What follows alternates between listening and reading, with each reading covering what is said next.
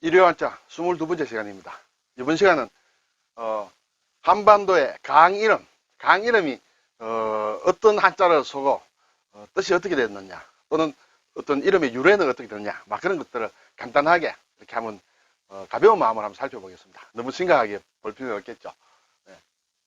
자, 우선에 들어가기 전에 강과 하라는 말을 많이 쓰죠. 그리고 물론 수라고도 하고 또 내천자도 쓰고 막 이렇게 이름들을 붙습니다만, 일반적으로 쓰는 것은 이제 강과 하다. 그런데 우리나라에서는 좀 긴 강들은 다 강이라고 합니다.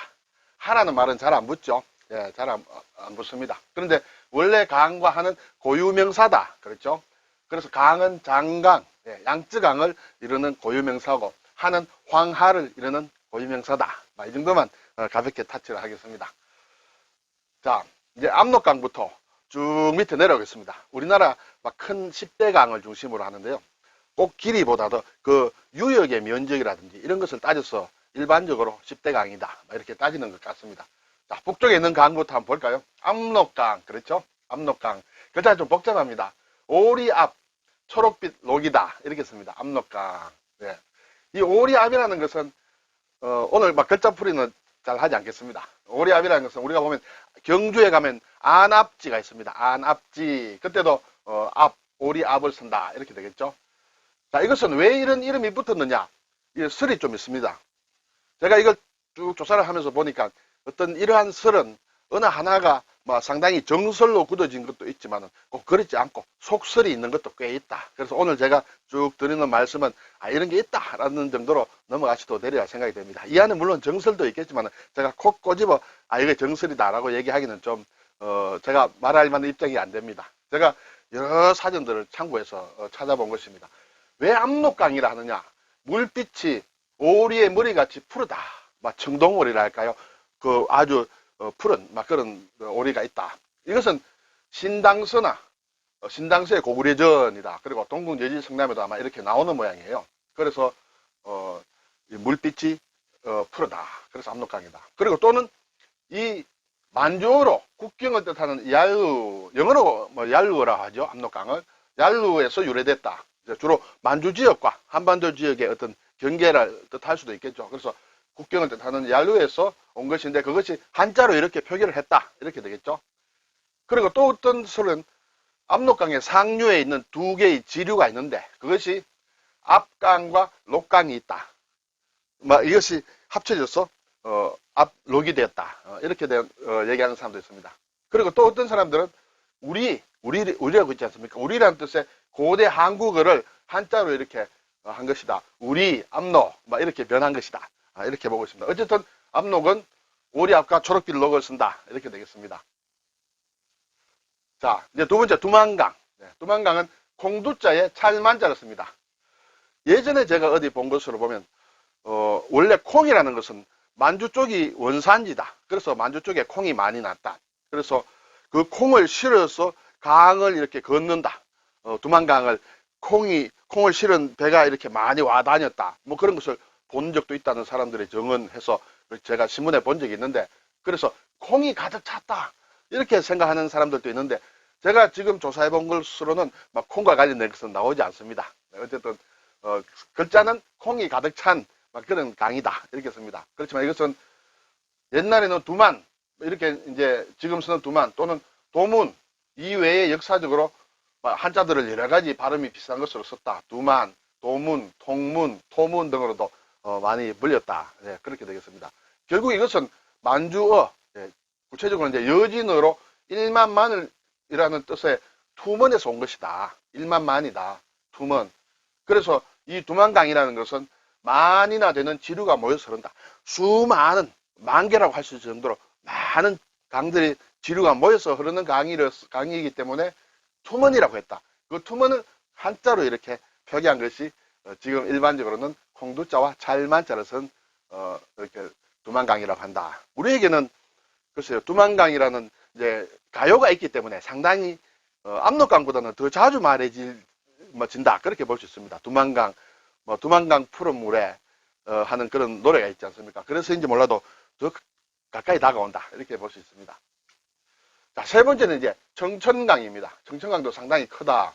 이것은 맑을 천과 내천자를 쓴다. 청천강 이렇게 되겠습니다. 여기에 대해서 왜 청천이라고 했느냐에 대해서는 제가 좀 여러 번 찾아봤는데 찾지를 못했습니다. 그래서 일단 이런 글자를 쓰고 있다. 맑은 천과 내천이다. 그런데 이것은 고구려 때는 살수로 불렸다. 그렇죠? 살수대첩 있지 않습니까? 수양제가 100만 대군으로 침략을 했을 때 우리 얼지문덕 장군이 살수에서 크게 이겼다 하는 것이 이제 청천강이다. 한자로는 저렇게 쓴다. 그리고 이제 대동강, 평양에 있는 대동강입니다. 큰 대자와 한 가지 동을 쓴다. 자, 이것은 어디에서 나왔느냐 하면 물줄기, 많은 물줄기가 모였으니 강 이름이 대동이다. 크게 하나로 되었다. 이렇게 되겠죠. 그래서 이것은 보면 고려 고종 때의 문신인 최자가 쓴 삼도부라는 어떤 부가 있는데 그게 이제 중수소회 명위 대동이라 결국 많은 물줄기가 모여서 기 때문에 이름을 대동이라고 한다. 이렇게 돼서 이렇게 부르지 않느냐 이렇게 되겠습니다. 대동강 하면 물론 대동강도 한마는 대동강이라든지 이런 이제 가요가 있어서 또 우리가 북쪽에 있지만 상당히 친숙합니다. 우리가 학교 다닐 때 보면 송인이라는 사람을 보낸다 할 때 하는 정지상의 이제 시가 있죠. 그게 보면 또 이 대동강이 나옵니다. 그렇죠? 한번 제가 일일이 해석은 하지 않겠습니다만 다시 한번 학창 시절을 생각하면서 또 지금 배우고 있는 학생들이 있을지도 모르겠는데 한번 읽어봄직한 좋은 시다. 우월장제 초색다. 송군남포 동비가 대동강수 하시진. 예, 아주 절묘한 문구입니다. 대동강수 하시진. 별류연년 첨록파라. 대동강물이 언제 마를 날이 없다. 네. 자, 큰 대자와 한 가지 동을 쓴다. 그리고 이제 예성강. 예, 우리에게 상당히 별로 들리지 않습니다만 학교 다닐 때 역사 시간을 보면 예성강이라는 게 좀 나오죠. 병란도, 네, 병란도죠. 그래서 중국과 이렇게 교류를 할 때 많이 이용한 그런 강이다. 그 강 하구에 병란도가 있다. 뭐 이런 것 정도만 아는데 왜 예성이냐? 예돌의 이룰성이다. 이렇게 됐습니다. 이것은 이름을 보니 고려가 중국의 송나라와 교섭을 하고 이렇게 할 때, 통상을 할 때 이곳에서 모든 배를 띄워서 예절 있게 맞아들이고 다시 발에다 주었다 해서 예도래가 중국과 이렇게 할 때 상당히 성의를 다했다. 특히 우리나라 사람들은 외국 사람들을 보면 상당히 친절하지 않습니까? 그래서 동방예의지구라는 말도 있었는지 그래서인지 몰라도 지금도 외국 사람들 보면 상당히 좀 친절하다 그렇게 볼 수 있습니다. 그래서인지 몰라도 예도래가 들어가서 이룰성이다 이렇게 되겠습니다. 또 학교 다닐 때 보면 예성강곡이라는 이런 어떤 뭐랄까요, 노래라고 할까요, 있죠. 중국의 상인이 와서 이렇게 예성강에 왔는데 아주 아리따운 예쁜 부인을 보고 그 남편하고 이렇게 바둑을 떠서 결국은 이 아름다운 부인을 자기가 중국으로 데려가려고 하죠. 처음에는 바둑을 한판 져주니까 이 부인의 남편이 자기가 실력이 좋은 줄 알고 부인까지 걸어서 이렇게 했는데 둘째 판에서는 중국 사람이 술수를 부려서 이겼다. 그래서 부인을 데려가려는데 결국 바다가 노해서 뜻을 이루지 못하고 다시 돌아오죠. 네, 그런 예성강곡이 바로 이 예성강과 관련이 있다. 이렇게 볼 수 있습니다. 자, 이제 한강입니다. 한강은 한나라 한자, 한수한을 씁니다. 그렇죠? 그래서 이것은 한강은 순우리말 한가람, 큰 강이라는 그런 뜻이 되겠죠. 한가람이 변한 것이다. 이렇게 보면 좋으리라 생각이 됩니다. 다른 말로 한수라고도 하고 경강이라고도 했다. 이렇게 되겠습니다. 그리고 예전에는 고려의 문헌에 그렇게 나와 있다고 합니다. 큰 물줄기가 맑고 밝게 뻗어내린 긴 강이다 해서 열수다. 한강은 정말 세계적으로 수도에 있는 강으로는 정말 아주 뛰어난 훌륭한 강이라고 생각이 됩니다. 네, 저도 한강을 이렇게 참 많이 끼고 살기도 했고 직장을 오고 가고 하기도 했는데 늘 볼 때마다 가슴이 탁 트여지는 그런 강이죠. 그래서 예전에는 열수라고 됐다. 그리고 모래가 많아서 사평도, 사리진 이런 말도 예전에는 있었다. 요즘 우리는 잘 모르죠. 그렇지만 이제 광개토대왕릉비에 보면 아리수란 말이 나온다고 합니다. 지금 한강에서 생산된 물을 아리수라고도 하죠. 네, 여기에 아리수 있다. 그리고 이제 한강은 북한강과 남한강이 이렇게 내려오다가 만나서 이제 한강 하구로 흘러드는데 그 북한강과 남한강이 만나는 곳 지점을 양수리라고 하죠. 예, 양수리 두량자 물수자 두 강이 이렇게 만나는 지점이다. 순 우리말로는 이제 둥물머리라 한다. 네, 양수리 쪽으로 저기 놀러 나가시는 분들도 서울 쪽에 계시는 분들은 마늘이라 이렇게 생각이 됩니다. 그리고 이제 금강이죠. 요즘 우리가 4대강 가지고도 말이 많은데 금강이다. 금은 비단 금자다. 아름답다라는 것을 대표하는 그런 뜻이 되겠죠. 여기는 당나라 당서에 보면 웅진강이라고 이렇게 기록이 되어 있답니다. 웅진이라는 것은 이게 곰나루를 뜻합니다. 그렇죠. 곰웅자죠. 그래서 지금의 금강이라는 것은 이 곰에서 따온 곰을 금으로 한자 말로 이렇게 취한 것이 아니냐 이렇게 생각할 수 있습니다. 지금도 이제 가면 공주에는 곰나루, 웅진이라는 것이 아직도 있다 이렇게 되겠죠. 그런데 제가 본 자료에는 이 금강을 호강이라고도 했다. 호강. 네, 그래서 예전에 우리나라 이제 각 지역의 이름을 얘기할 때 왜 호남이라고 하고 왜 영남이라고 하고 이런 것을 제가 한 조사를 해본 적이 있는데 그때 알기로는 금강을 옛날에 한때는 호강이라고 했기 때문에 호강의 남쪽에 있는 것이 호남 지역의 이름이다. 이렇게 얘기도 들었는데 호남의 어떤 어원의 유래에 대해서는 이것 말고도 상당히 여러 가지가 있는 것 같아요. 그렇지만 이것이 맞다. 꼭 맞다. 또는 그러다. 이렇게 얘기할 수 없고 이런 설도 있다. 이렇게 볼 수 있습니다. 또 금강이 부여 쪽에 가면 이제 백마강이라고 하죠. 당나라 소정방에 와서 이제 백제를 멸망시킬 때 결국은 관련된 유래가 있는 것이죠. 네, 이것은 궁금하시면 다시 한번 찾아보셔도 되리라 생각이 듭니다. 자, 이제 낙동강입니다. 낙은 강 이름 낙이다. 예, 낙.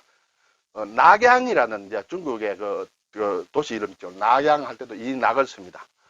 낙수의 북쪽에 있는 강을 있는 곳을 낙양이라고 하죠.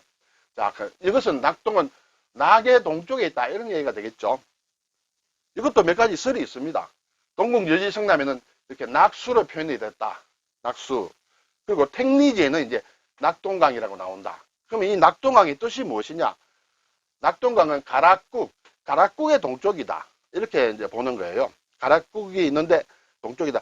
이만 김해 지역 중심으로 그 남쪽에 경상남도 중심으로 지금 그 가락국이 많이 있었죠. 그래서 주로 보면 가락국이 낙동강의 서쪽 주변에 좀 많이 있었죠. 그래서 가락의 동쪽이라 그렇게 얘기를 합니다. 그리고 또 다른 일설로는 낙양의 동쪽을 흐르는 강이다. 낙양. 우리 조선에도 낙양이 있느냐? 예. 낙양은 지금의 상주 지방을 낙양이라고 했다. 그래서 그 상주의 동쪽을 흐르죠. 그래서 낙동이다. 이렇게 얘기하는 설도 있습니다.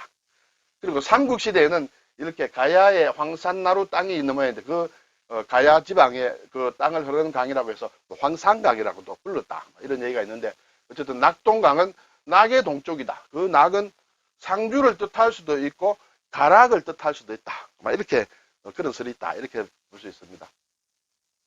영산강입니다. 영산강. 굉장히 많이 적었는데 예. 꽃영자, 아주 영화영자죠. 영산이다.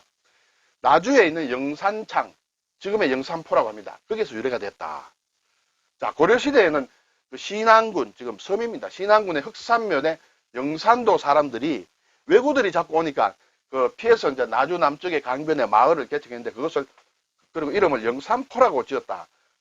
그 흑산면에 영산도 사람들이 많이 옮겨와서 살았기 때문에 영산포라고 했다. 이렇게 되겠죠. 그런데 이제 조선 초가대가 영산포가 상당히 이렇게 커집니다. 이제 물자들이 이제 그 강을 따라서 많이 이렇게 활발하게 이렇게 수송이나 이동이 일어나죠. 그래서 조선 초에 영산포가 크게 번창하자 강 이름도 영산강으로 바뀌었다.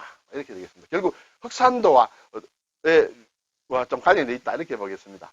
그리고 또 다른 일설은 자료는 영산포의 영산동에 효부였던 영산신씨를 기리는 영산사라는 것이 사당이 있는데 그 유래 및 영산서원에 관련돼서 유래가 됐다. 이렇게 얘기하는 분들도 있습니다. 어쨌든 여러 가지 설이 있는데 이것은 우리가 물론 알면 재미삼아 좋겠죠. 그리고 한자로는 이렇게 쓴다.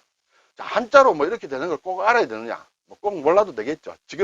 지금까지 온 그 강들 이름을 한자로 다 쓸 수 있는 사람은 별로 없을 거예요. 특히 젊은 사람들은 거의 없을 거예요. 그래서 그냥 영산강이다, 두만강이다, 압록강이다 이렇게 한글로 쓰는데 그렇게 안다고 해서 나무랄 건 아니지만은 그래도 한자 이름이 있으니까 한자로 아는 게 좋지 않느냐. 한자를 알다 보면 이러한 각종 유래, 정설을 꼽기는 어렵지만은 유래들에 대해서 공부도 하게 되고, 그렇게 알고 있을 때 훨씬 우리 산천에 대해서 좀 친밀감을 더 가질 수 있지 않겠느냐, 그런 생각이 듭니다. 그 다음에 이제 섬진강이죠. 네, 섬진강은 글자가 참 어렵죠. 두꺼비 섬이에요. 앞에 벌레 첨자가 들어있다. 두꺼비다. 그리고 나루진이다. 나루터. 이제 두꺼비의 전설에서 나왔다. 이렇게 되겠어요. 고려 우왕 때 1385년이라고 합니다. 그때 왜구가 이렇게 섬진강 쪽으로 이렇게 몰려와서 쳐들어오는데, 그때 두꺼비들이 수십만의 두꺼비들이 우려댔답니다. 그래서 왜구들이 놀라서 이렇게 광양 쪽으로 빠져나갔다, 도망갔다, 그런 전설을 가지고 있다고 합니다. 그래서 이제 두꺼비 섬을 쓴 섬진강이다, 이렇게 되겠습니다. 물론 뭐 다른 설도 있습니다만 이러한 정도의 설, 그리고 1385년의 전설이므로 그 이전에도 물론 이름이 있었겠죠. 그런 이름도 또 많이 나옵니다만 지금 우리가 그거 일일이 다 알 수는 알 필요가 별로 없겠죠. 그래서 어쨌든 두꺼비의 전설과 관련된 그러한 강 이름을 가졌다는 것 정도는 한자와 더불어 알아둘 필요가 있지 않느냐 생각이 듭니다. 예, 10대강은 대략 끝났고, 특별히 제가 10대강 아닙니다만 형산강이라는 이름을 제가 한번 가져와 봤습니다. 예전에 제가 이쪽 지방으로 여행을 하다 왜 형산강이라고 할까, 그래서 어머니 들어서 막 이렇게 검색을 좀 해봤습니다. 그때 보니까 형산이 있다는 것이지. 형산, 형님 산이 있고 동생 산이 있다. 그래서 이 형산과 동생산을 사이로 흐르는 강이 형산강이다, 이런 걸 봤습니다. 형산이라는 것은 경주 강동면과 포항시 남구 연일읍의 경계에 있는 형산이 있다. 근데 북형산이라고도 한다. 북쪽에 있는 모양입니다. 북형산. 형산이 있으면 동생산이 있겠죠. 그리고 형산강을 사이에 두고 북쪽에 또 제산이 있다. 제산과 마주보며 두 산을 함께 엮어서 형제봉산이란다. 그래서 형님산이 있고 아우제자로 서 제산, 동생산이 있다. 여기에서 이 형산과 제산 사이를 흐르는 강이 형산강이다. 그럼 왜 이것이 스토리가 되느냐 하면, 사실은 경주와 관련된 어떤 스토리들이 있습니다. 제가 오늘 이 시간은 다 말씀을 못 드리겠는데, 형산강을 검색을 하셔가지고 살펴보면 또 재미있는 얘기들이 있다는 걸 말씀드리고, 어쨌든 이러한 제가 11개의 강에 대해서 한자로 어떻게 썼느냐라는 것을 말씀을 드렸습니다. 글쎄요, 어느 정도 꼭 알고 있어야 된다라고 말씀드리기는 힘들지만, 한자를 공부를 하시니까 한 번 정도는 체크할 수 있다. 그리고 또 잊어버리면 그렇지, 뭔가 한자로 뭔가 예전에 있었다. 그럼 다시 찾아볼 수 있는 기회가 생기죠. 그럼 아예 한자는 무시하고 이렇게만 한다는 것은 공부하는 데는 좀 부족한 그런 습관이 아닌가, 이렇게 생각이 됩니다. 네, 오늘 수고하셨습니다.